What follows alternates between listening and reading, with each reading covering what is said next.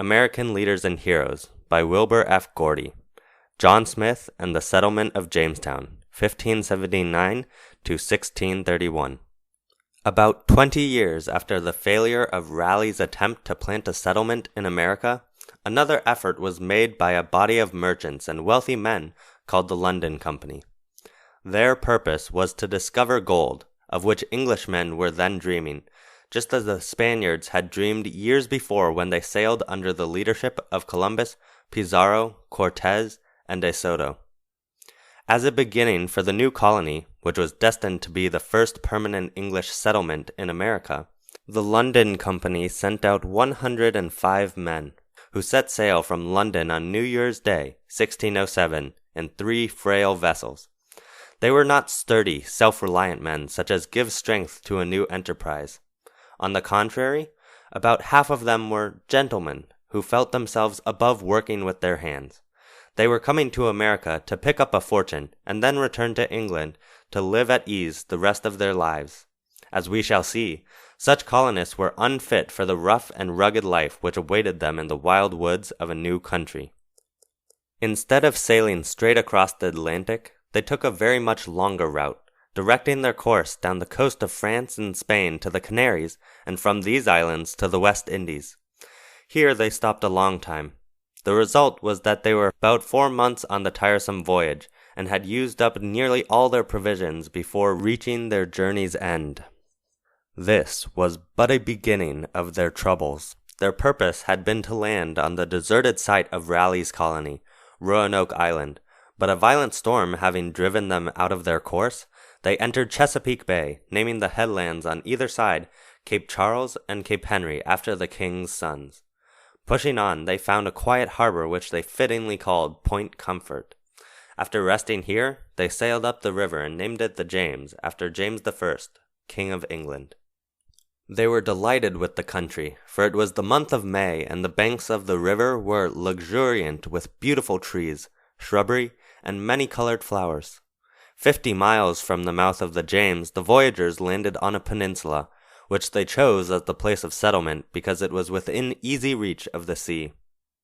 At once they set to work building dwellings and a fort in which to defend themselves against unfriendly Indians. The dwellings at first consisted of rude cabins roofed with sage or bark, tents made of old sails, and holes dug in the ground. An old sail served for the roof of their first church, and a plank nailed up between 2 trees for a pulpit. They did well to found their church so early, for they soon had need of its consolations. The intense heat of July and August, and the sultry atmosphere hanging over the swamps and marshes bred disease, and caused many of the colonists to fall ill of fever. Sometimes 3 or 4 died in a single night. To make matters worse, food was so scarce that each settler's daily portion was reduced to a half pint of moldy wheat and the same quantity of barley. And, as if these afflictions from climate, scanty food, bad water, and loss of friends were not enough, the Indians kept the wretched settlers in constant terror of their lives. Each man had to take his turn every 3rd night, lying on the damp, bare ground to watch against attack, although at times there were not 5 men strong enough to carry guns. Their condition was indeed pitiable. Those in health were not sufficient to nurse the sick, and during the summer about half of the settlers died. All must have perished but for the bravery and strength of one man, John Smith, who for several years kept the struggling colony alive by his personal authority and wise treatment of the Indians. Born in England in 1579, he was at the time of the settlement of Jamestown 28 years old. While but a boy, he was left an orphan and was early apprenticed to a trade, but he had such a longing for adventure that he soon ran away and went to the continent to seek his fortune. From that time his life, according to his own story, was full of stirring incidents, only a few of which we can tell here. While traveling through France, he was robbed and left helpless in a forest on the highway, where he would have died from exposure and lack of food but for kindly aid of a peasant who chanced to find and rescue him. Going to Marseille, he took passage on a ship with some pilgrims bound eastward on a journey to the Holy Land. During the voyage, a severe storm arose, which greatly alarmed the pilgrims, and, believing that in some mysterious way their strange passenger was the cause of their misfortune, they threw him overboard. Smith managed to save himself from the sea, however, and a little later fought in a war against the Turks, 3 of whose mighty warriors he slew in single combat. Afterward, he was captured and enslaved by the Turks, but he seemed to lead a charmed life, and with his usual good fortune again made his escape. In 1604 he returned to England at the age of 25 in time to join the expedition to Virginia. With such a training as Smith had received in his many strange adventures, he was well equipped for the various difficulties that had to be met in the unsettled life of the new colony in the forests of Virginia. When the cool weather of the autumn set in, the general health of all improved and food became abundant, for the streams were alive with swans, geese, ducks, and various kinds of fish, while game and garden supplies were plentiful. As soon as affairs were in a promising condition, Smith started one very cold December day on a journey of exploration. He sailed up the Chickahominy River in search of the South Sea, as the Pacific Ocean was then called. This was generally believed to be just beyond the mountains. When the stream had become too shallow for the barge, Smith, with his 4 companions, 2 men and 2 Indian guides, continued his journey in a canoe. Landing near what is now called White Oak Swamp, he left the white men in charge of the canoe and with 1 Indian pushed his way into the forest. Soon they were set upon by a band of 200 Indian warriors, but Smith so bravely defended himself that he killed 2 of their warriors and held out against the entire force until he sank in the mire and had to surrender. Having tied their prisoner to a tree, the Indians were about to shoot him with an arrow when he aroused their curiosity by showing them his pocket compass and by asking that he might write a letter to his friends at Jamestown. Granting the request, they delivered the letter and brought back the articles for which it called. They were greatly amazed that the white man was able to make paper talk, and, believing him to be a superior being, they spared his life. Smith became much interested in the life of the Indians, and left an account of their customs and habits. According to his description, some of them lived in rude dwellings made of boughs of trees, some in huts, and others in wigwams 100 feet or so in length, which served for a number of families. The warriors painted their bodies in many colors, and decorated themselves with beads, feathers, shells, pieces of copper, and rattles. What clothing they wore was made of skins, and their weapons were bows and arrows and clubs. The Indians had many kinds of horrible dances, in the course of which they yelled and shrieked as if suffering the most painful torture. The squaws carried the burdens, built the wigwams, and performed the various necessary duties, and the men did the hunting, the fishing, the smoking, and especially the fighting.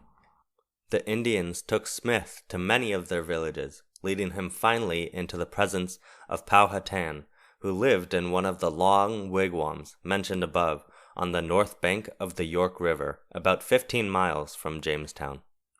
The old chief was tall and stalwart, with a round fat face and thin gray hair hanging down his back.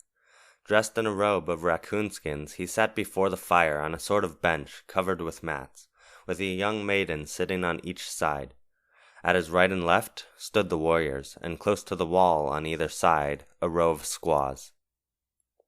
Presently one of the squaws brought to Smith some water in a wooden bowl, and another a bunch of feathers upon which to wipe his hands. Then followed a step in the proceedings that must have caused even a stout heart to quake. Having placed 2 stones upon the ground, the grim warriors seized Smith, laid his head upon the stones, and stood ready to slay him with clubs. But just at that moment, the chief's little daughter, Pocahontas, about 10 years old, fell upon Smith's body, threw her arms around his neck, and begged her father to spare his life.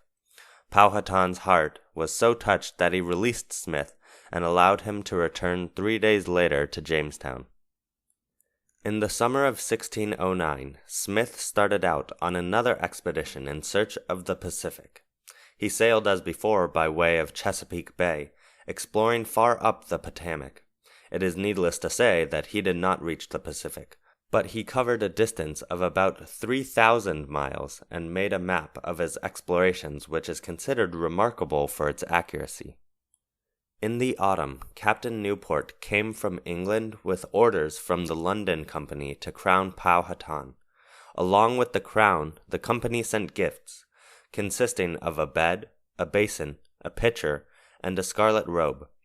Powhatan gave token of his appreciation of the gifts by sending in return to King James a pair of his moccasins and one of his raccoon skin blankets, but refused to kneel in receiving the crown, so that Smith and Newport had to lean on his shoulders to force him down.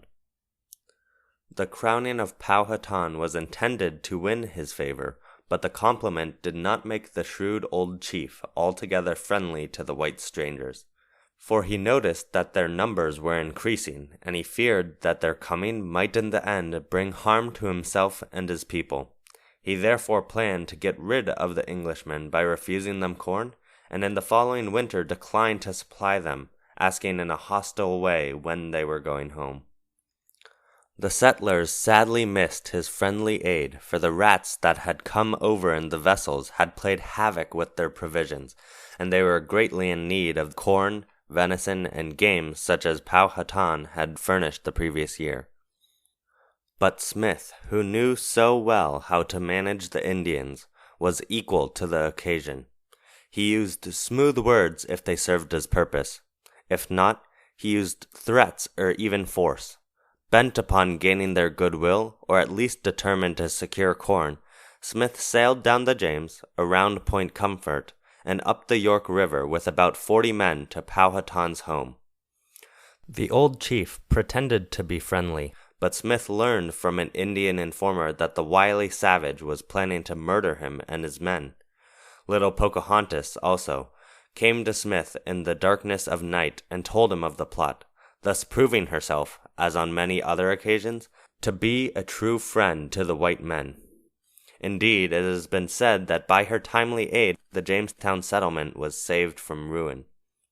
When Smith fully grasped the situation, he threatened the Indians with death, and then, finding himself surrounded by hundreds of hostile warriors, he boldly seized Powhatan's brother by the scalp lock, put a pistol to his breast, and cried, "Corn or your life!"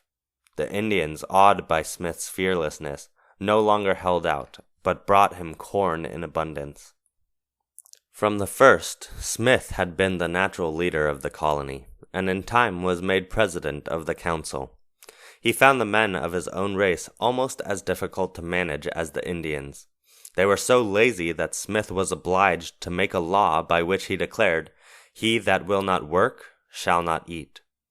The law proved to be a good one, and the idlers were soon busy making glass, felling trees, and preparing tar, pitch, and soap ashes.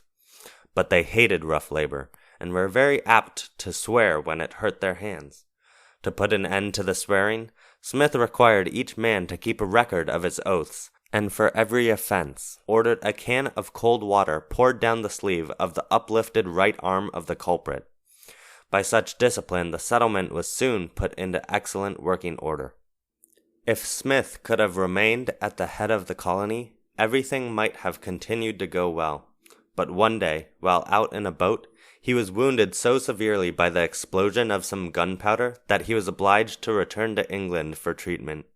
This accident happened in October 1609.